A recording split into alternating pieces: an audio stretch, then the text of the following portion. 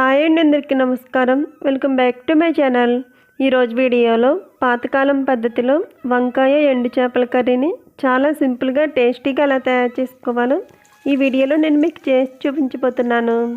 ఇలా గనక వంకాయ ఎండు చేపల కర్రీ చేసుకున్నట్టయితే స్పైసీగా చాలా బాగుంటుంది.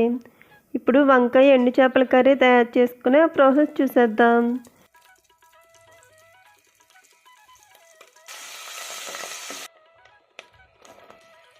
ఇలా చేసుకుని వంకాయ ఎండు చేపల కర్రీ రైస్లోకి చాలా బాగుంటుంది.